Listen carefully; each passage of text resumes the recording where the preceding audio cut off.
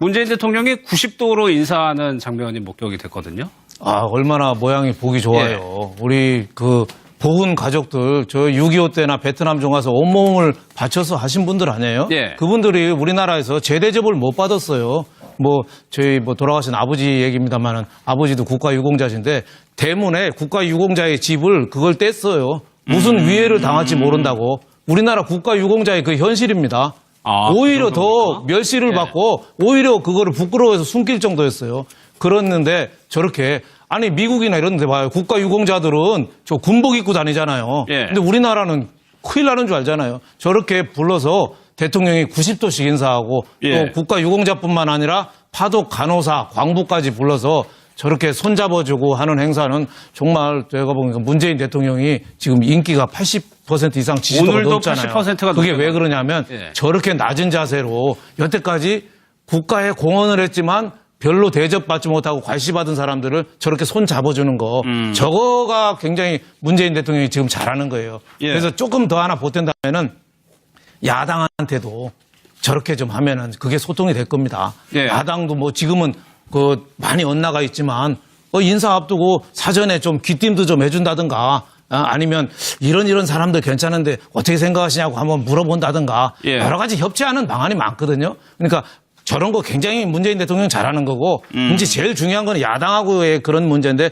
야당한테도 좀 저렇게 하면은 국가가 훨씬 좀 부드럽고 새 정부가 좀 일을 추진하니까 좋겠다 이런 생각이 듭니다. 파독 간호사 한 분이 보훈 행사에 초청받기는 처음이다라고 얘기했으니까 지금 동안 대우가 어땠는지를 보여주는 거죠. 그렇죠. 그리고 이제 파독 간호사나 광부 많았지 않습니까? 그분들이 사실은 저런 행사 한 번도 불려간 적이 없어요. 보훈 행사에는. 보훈 행사는 이제 전쟁에 참여했거나 참전했거나 이런 분들만 부르는 거죠. 그런데 문재인 대통령의 시각 자체가 뭐냐면 국가를 위해서 자기 인생을 바친 사람은 다 보훈 가족이다. 이렇게 보는 거예요. 전쟁에 나가서 싸우는 것도 중요하지만 국가의 외화를 벌어들이기 위해서 정말 자기 젊음을 다 바쳤잖아요. 독일에 가서 그 외화 벌어들이려고 얼마나 고생을 했습니까? 현충일 추념사 때 얘기를 한 그랬었죠. 부분이죠. 그러니까 파독 간호사나 광부들 같으신 분들은요. 엄청나게 고생 많이 하고 자기 젊음을 다 쏟아서 국가의 경제 발전에 기여하신 분들이에요.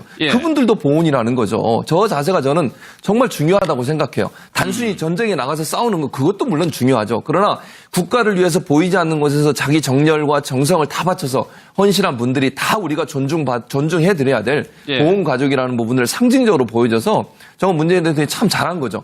저런 모습을 보니까 저분이 자기가 그렇게 열심히 일했는데 인정받는 거잖아요. 대통령한테 그것도. 그러니 아마 그게 복받쳐서 예전 생각도 나셨을 것이고 그래서 아마 눈물을 흘리신 것 같습니다. 눈에 띄는 장면은 오늘 참전 용사들 우리가 생각하는 보훈 가족들만 모신 게 아니라 거기 산업화 세대 파독 광부라든가 간호사도 모였지만 민주화 운동을 했던 그 가족들도 모셨거든요. 그래서 제가 볼 땐 애국의 개념을 참전이라고 국한시키지 않고 산업화와 민주화까지 넓혀서 아마 지난번 6.25 추념사에서 나왔던 그 발언의 연장선상이고 5.18 추념식에서 나왔던 그 발언 연장선상으로 아마 애국의 개념을 좀 넓혀서 국민 통합적 관점에서 모든 그 나라를 위해 희생하시고 애쓰신 분들을 애국으로 높인 그런 것이 오히려 좀 눈여겨봐야 될 대목이 아닌가 싶고요. 저는 전체적으로 국민 통합을 해서 가장 바람직한 대통령의 모습이 아닌가 생각이 듭니다.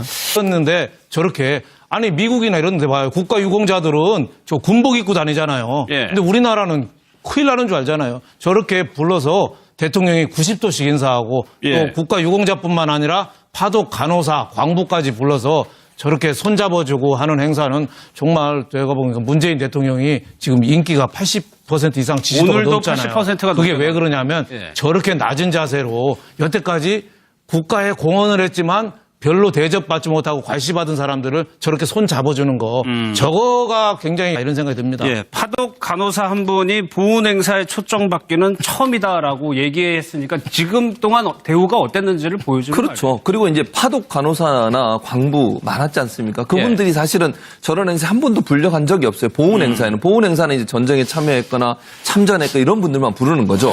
그런데 문재인 대통령의 시각 자체가 뭐냐면 국가를 위해서 자기 인생을 바친 사람은 다 보훈 가족이다. 이렇게 보는 거예요. 전쟁에 나가서 싸우는 것도 중요하지만 국가의 외화를 벌어들이기 위해서 정말 자기 젊음을 다 바쳤잖아요. 예. 독일에 가서 그 외화 벌어들이려고 얼마나 고생을 했습니까? 그 현충일 추념사 때 얘기를 한 그랬었죠. 부분이죠. 그러니까 예. 하독 간호사나 강부들 같으신 분들은요.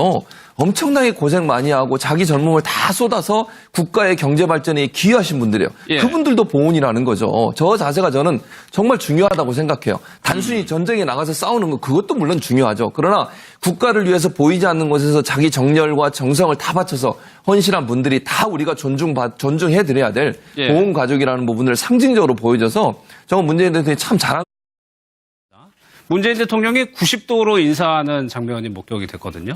아, 얼마나 모양이 보기 좋아요. 우리 그 보훈 가족들, 저 6.25 때나 베트남 중 가서 온몸을 바쳐서 하신 분들 아니에요? 예. 그분들이 우리나라에서 제대접을 못 받았어요.